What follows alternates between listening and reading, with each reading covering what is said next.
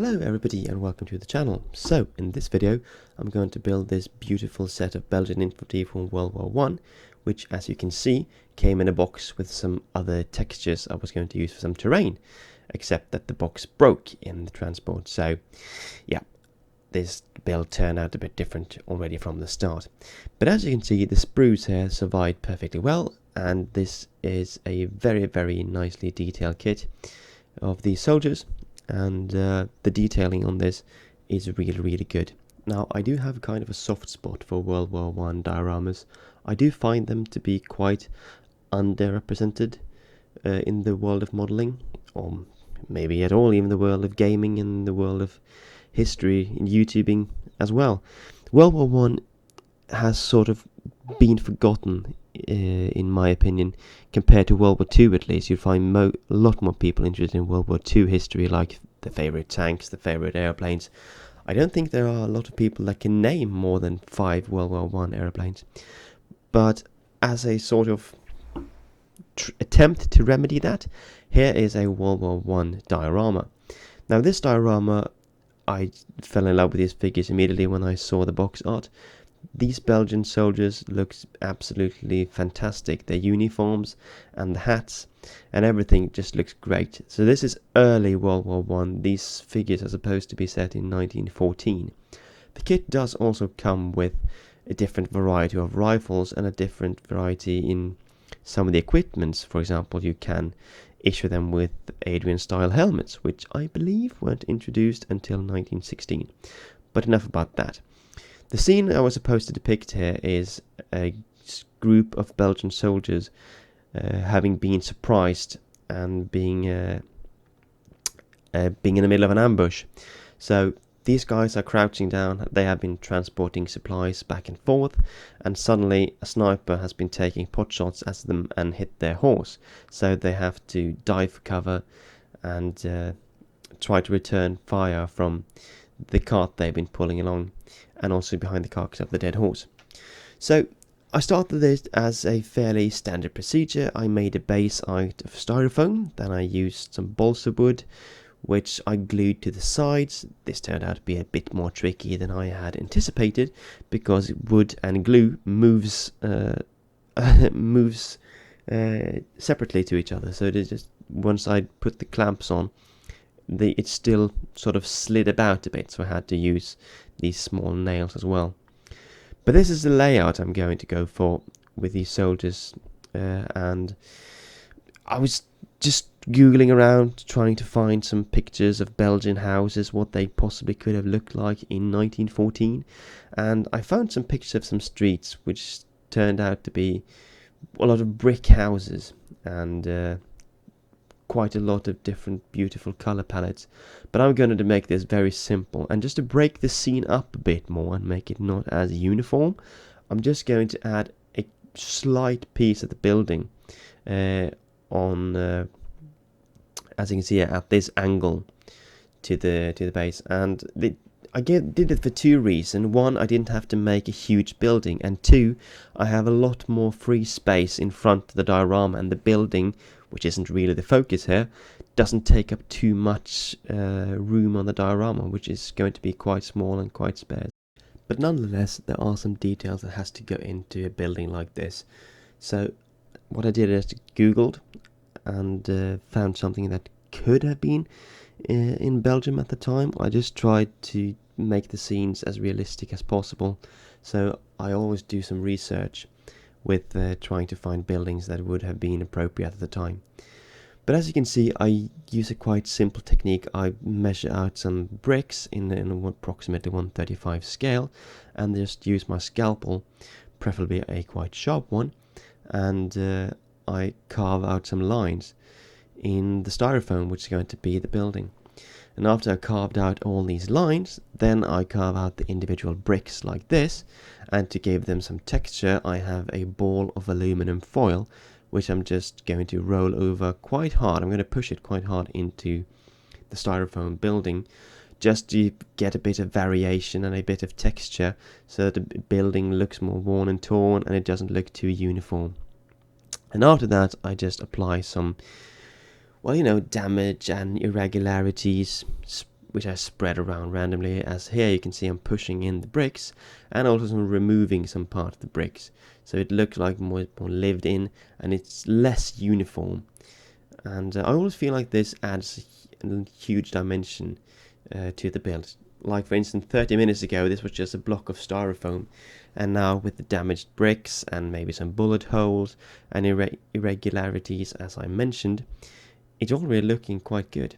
And also I made a little roof terrace like this. I just made this out of a piece of cork and some pieces that I had laying around from a mini art project I didn't complete years ago. Usually when I'm painting figures I don't really care about the paint I use.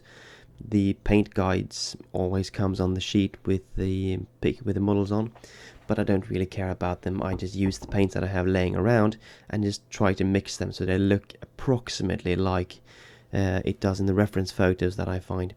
For instance, here on these Belgian infantry I found that there were 2 different shades of blue on the uniform, and most of the leather was this dark brown, so I just used the paints that I've already got laying around instead of buying the specific one that that are listed on the box.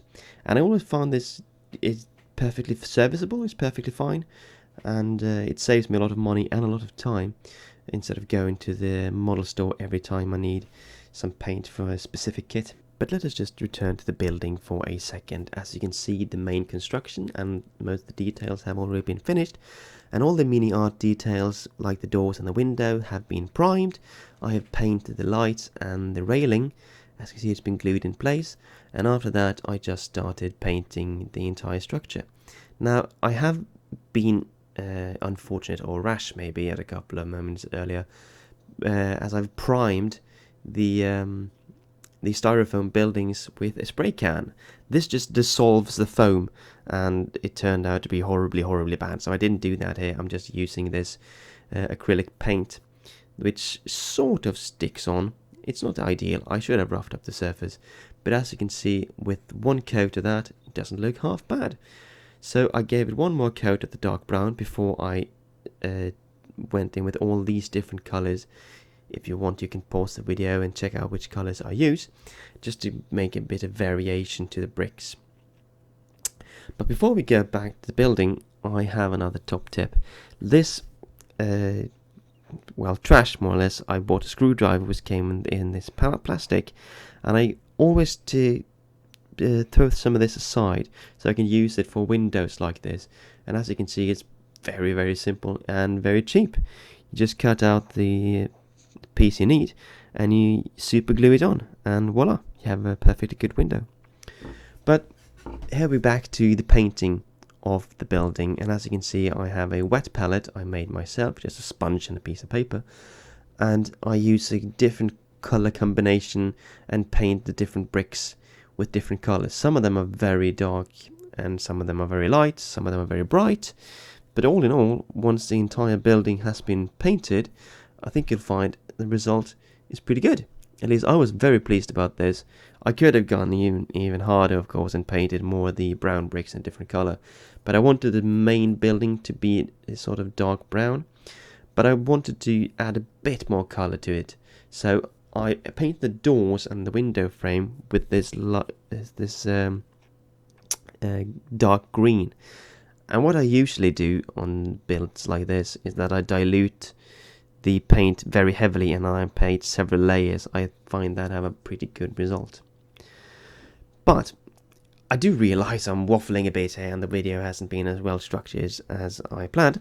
But anyway, we are continuing with the building. So I just cut out these cardboard pieces which I glue in to act like a backdrop for my windows and my doors. Later I paint these entirely black, so that when you're looking through the window you can't really see anything inside the building. I did consider maybe making some curtains or something in the back there, but I really couldn't be bothered going to work and print out something. It was really raining that day, so no curtains today. However, there are a few more things I would like to share with you about the windows. These windows are supposedly very old, on the building at least, that in my mind. So what I did was that I just used a scalpel and made some small cuts in it and incisions, so it looks like it's been broken. And as you can see, I'm just going along in a random pattern because, well, this is pretty much like the windows look on my parents' house. So used a scalpel, cut some light grooves in it. Then I used this black wash, which I'm very fond of, and on the back side I used it to cover the entire windows, because then you get the fills into the cracks and it looks really good from the outside. And it also adds another layer with the windows looking really dirty. They haven't been washed in ages, and that's really what I was after. But as you can see here, I went a bit overboard, so I had to remove the excess, but I left most of it on. But yeah, I was really happy with this, especially on the door, on the top windows there as well. I ruined most of the windows because I wanted them to look damaged and old, and I really think that came through. Tell me in the comments what you think. I really like this. But one of the issues I had with this build was the horse, because as you can see, the model of the horse, its legs are very stiff, and putting it down the ground, it looked really unnatural. So I had the brilliant idea, if I say so myself, that if I warmed up the leg of the horse and bent them, it could look like the horse is laying still on the ground, like it's has been shot, and it doesn't look like it's just a horse that's modeled to be walking, standing up in a very unnatural way. So I got this light, this candle, I'm sorry, English is my first language, and just heated up the legs of the horse so they became really bendy, and then I put the horse down on a flat surface and sort of just pushed them so it looked natural. But I also burnt my finger several times. As you can see, my left hand was out of operation for a while there, because I didn't wear any protective gloves or anything. I'm not very good at that. But the horse did turn out very good, I must say. And it looked pretty natural, I think. Instead of having one with his legs just sticking out straight, this thing turned out pretty good. Apparently you can also buy these if you like you can buy a 1/35 scale dead horse, but this is just a very easy way of doing it yourself, if you have a horse model, of course. Now I did think about using a sort of mud texture to just cover the entire street of this build, but as you could probably see in the first 20 seconds of this video, most of the mud texture had disappeared in the box that the kit came in. So it was time for plan B. So what I did was that I decided to make a cobblestone street, but I didn't just want it to be a straightforward pattern of cobblestone, because I think this surface, this diorama, was too large for that to have looked good. So I had some inspiration for my own hometown where I grew up, and their cobblestones were laid out in this sort of circular way like this, and I think that was really good. So I first tried drawing everything on freehand, but then I remember, hey, I have this fancy template. So I drew everything on, and then I used a scalpel to form all the individual cobblestone one by one. This was incredibly time consuming. I think I spent the better part of 3 to 4 hours doing this, but I was very pleased with the result. But the reason it took so long is that you first have to go over it with a scalpel to cut out the larger lines, and then you have to cut out the individual bricks, and then again you have to go over with a tool to make the gap between the bricks a bit larger, because with only the scalpel you can't really get out the distance between the bricks to a realistic scale. It just looks too tight. So I did also try going into a scalpel like this and just wiggling a bit about, so you have a bit more room between the individual bricks. But yeah, it did turn out pretty good, I have to say. So when all of that was done, after the 3 to 4 hours, I used a bit of diluted Mod Podge and just went over everything so it has a very nice and paintable surface. I made sure to just push the Mod Podge into the cracks so that it would cover it completely. And yeah, very happy about this. It did take absolutely flipping ages though. Okay, so here's the diorama and the dead horse, which we will get around to beating on later. But this is the road as of now, and as you can see, there is a bit of an issue here on the edge, because the block of styrofoam that I got wasn't really square. So what happened is, let's just remove the house. There's a bit of an edge here, which is turned down with an angle. So what I decided to do is to cut off a piece of the diorama down here and give it a sort of slope down here, so that I can, maybe put on a nameplate or something here at some point. So I'll continue the cobblestones out until the edge here, or to the edge where I've done already made the other cobblestones, so just fill in these little triangles here, and then cut the entire surface, so it will be like an angle, like a 45-degree angle over here at a certain place. But now I'm going to go on to painting, so we're going to decorate this, and hopefully it's going to turn out great. So for painting the cobblestone road, I went in with the same idea that I used when I painted the rest of the building. I just used a base coat, which was mostly light grey with a bit of dash of darker and brown, and just spread that across everything, and use that as my base layer. Had I had an airbrush, this would have been a lot better, and as you can see here, it's getting quite monotonous. I would have liked to vary a bit more, but as you can see, I did this instead. So I paint a lot of individual bricks with different shades of lighter dark grey and some brown mixed in, just to get the surface more broken up. And I will say it was quite good. It took some time, this, but it looks pretty good, especially when you add on the black wash, or in my case here, a brown wash. Then you really get to highlight the details. And of course I also worked over this surface with the aluminum ball that I used on the main building, because these cobblestone are going to be even worse in condition than the bricks of the building, of course, because cars, or at least horse cars, are going to be ridden across this all the time. After that, I applied some Mod Podge mixed with glue. Didn't really catch that well, since I'm already applied some black wash. But just along the curb here, I added in some gravel and a bit of sand and dust, just to add a bit of more details and, grime and wear and things. These things would probably collect along the pavement here anyway, and also just a bit of grass, some straw sprinkled around, just for, added bonus effect. So if you've been following me for any length of time, you will know that my strength, at least in my own mind, is my creativity and not particularly my painting skills. But anyway, I always try to give it my best shot, but this wagon I really struggle with. It's not a lot of textures on the model, so it wasn't a lot to catch the extra paint. I tried doing some highlights on this. You can see I tried to get some wood grains on it. It wasn't very easy, so instead I just added some super glue to my palette and just glued on a lot of crates and things like that, just to try to fill it up a bit and make it look like it had been full of supplies, trying to hide away from the fact that the wagon wasn't brilliantly painted.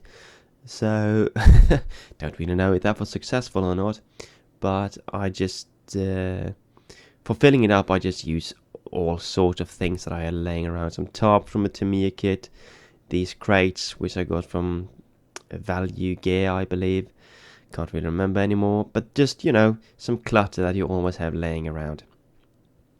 And yeah, here we come back to the base of the model, where I cut off the edge that I talked about because it didn't look very good.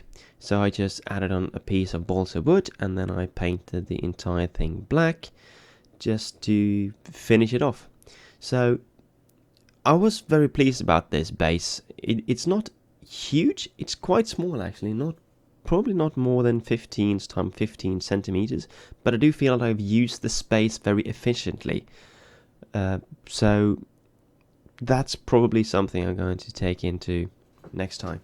But yeah, here you can see here it is, and it's getting quite close. I painted the horse. Sorry, I didn't make a video of that, but of course now it just looked like a horse that's laying down and sleeping. So we can't have that. We need a bit more damage to this horse. Sorry, horsey. But I just carved out 2 bullet holes because, well, I don't know what hit this horse. Maybe it was a rifleman, maybe it was a machine gun. don't really know. But hey, the horse took the brunt of it anyhow.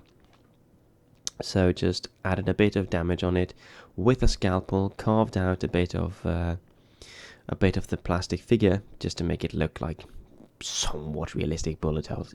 Doesn't look great, but it's fine. So after I've done that, I used a mix mash of different sort of paints, and very bright and very dark reddish colors. So I started with this quite bright reddish color, which I tried to dilute so it would be running in between the cracks of the cobblestone. That didn't really work, so instead I just used different layers, and as you can see here, this very glossy red, which I used in the middle there and just spread out. And then I realized that this was actually perfect for a blood-ish color, so I just painted it between the cracks of the cobblestone, make it look like the blood has been flowing all over the place, and try to paint it some heavier pools in certain areas. But yeah, I think it was definitely the right color for this job. So the final step here was to go over everything with some pigments. I used a dark brown pigment, especially on the cobblestone, just to make it look like there's been more dirt and grime and dust collecting everywhere. And it looks pretty good, I think. You can see it quite clearly, the pattern of the cobblestone here, and I don't think it looks too uniform. I'm actually quite pleased about this. I should have, in hindsight, mixed the grey tones a bit better, so you have several different types of grey instead of just these 3 or 4. But hey, maybe next time. But other than that, let's get on to the final reveal.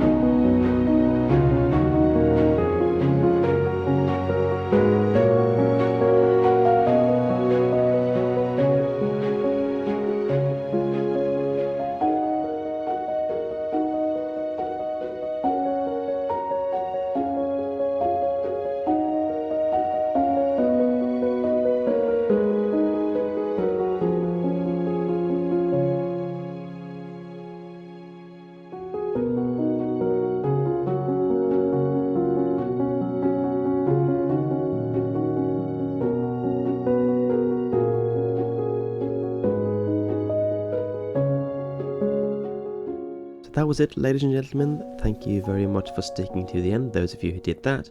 If you enjoyed the video, please leave it a like, and why not subscribe? It can't hurt you. Thank you very much, and hopefully I will see you around later.